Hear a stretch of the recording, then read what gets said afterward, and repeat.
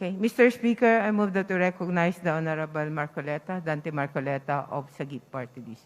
What is the nature of the matter in which the gentleman from party list Sagip is rising? I will speak, Mr. Speaker, on the recently concluded deal between TB5 and ABS-CBN. The gentleman has 10 minutes. Thank you, Mr. Speaker. Mr. Speaker, I rise on a question of privilege. Last week, the merger between ABS-CBN and TB5 was announced. I think it was met by public skepticism based on the initial requests of TV stations and radio stations requiring comments from this representation. Mr. Speaker, to be honest, I think the merger left a bad taste in the mouth. It leaves much to be desired. It is public knowledge, Mr. Speaker, that 2 years ago, on the application for renewal of ABS-CBN's franchise, this Congress, or the 17th Congress to be more particular, denied the application for renewal because the 17th Congress was able to establish several violations that justified the denial of that franchise. What are these, Mr. Speaker? I can recall a long list of violations. ABS-CBN did not have a permit on the digital broadcast for all their channels. It has no permit for the encryption of its signal and its contents. ABS-CBN violated the cease and desist order issued by the National Telecommunications Commission. ABS-CBN also operated and sold illegally millions of TV Plus black boxes without the approval of the National Telecommunications Commission. ABS-CBN also made telecast on pay-per-view even without the authority of the conditional access system by the NTC. Mr. Speaker, there were flagrant violations, not only the rules and laws, but also the Constitution. I think even the Constitution was desecrated by ABS-CBN by violating the exclusive Filipino ownership and management of mass media by the issuance of what we call the Philippine Depositary Receipts. And as I speak today, Mr. Speaker, several employees of ABS-CBN who were terminated illegally by that network won their cases in the Supreme Court, 2 cases of regularization and 6 cases of illegal dismissal. These cases were won in the Supreme Court, Mr. Speaker. And 2 of these already had entry of judgment issued by the Supreme Court. But the NLRC, Mr. Speaker, for unknown reasons, did not even lift a finger to help the workers. Some of them are older already, and some are dying already, Mr. Speaker. I can probably blame the concerned agencies of government who did not act on these violations. For example, the BIR promised at that time that they will look into those allegations of non-payment of taxes, of correct taxes, by employing a dubious subsidiary called Big Dipper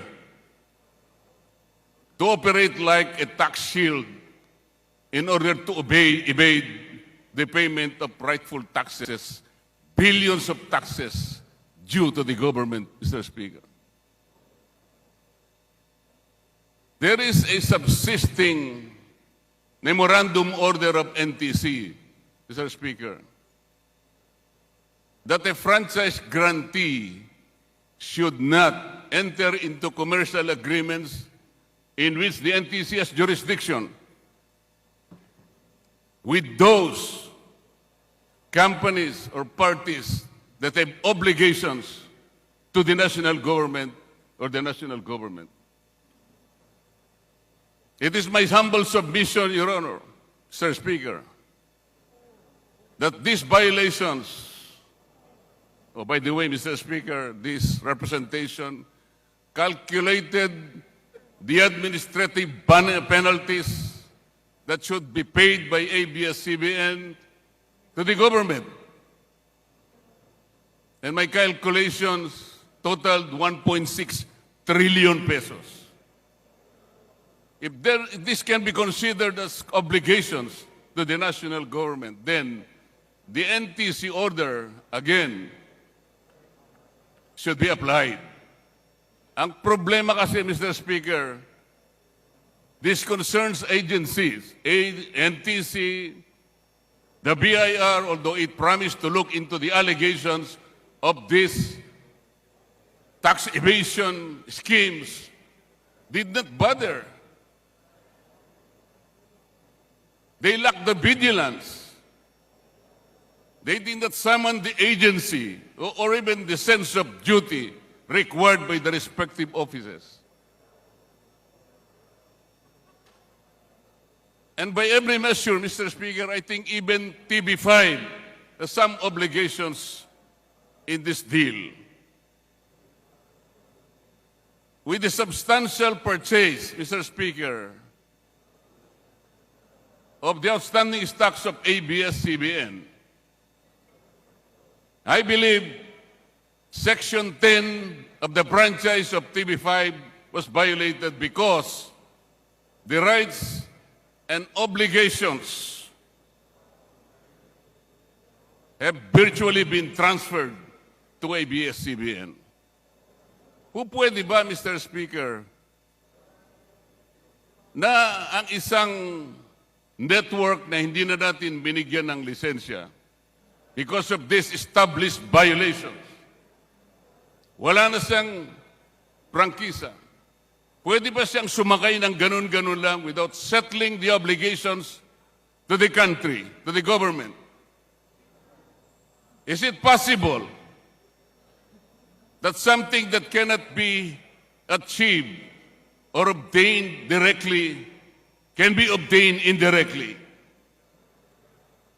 I think this is a basic dictum in law, Mr. Speaker. We cannot do that. Section 10 of the franchise of TV5 also prohibits merger with other entities without prior approval of Congress. Wala pa po tayong approval. So I said, this particular deal must be looked into, Mr. Speaker. And I think because of this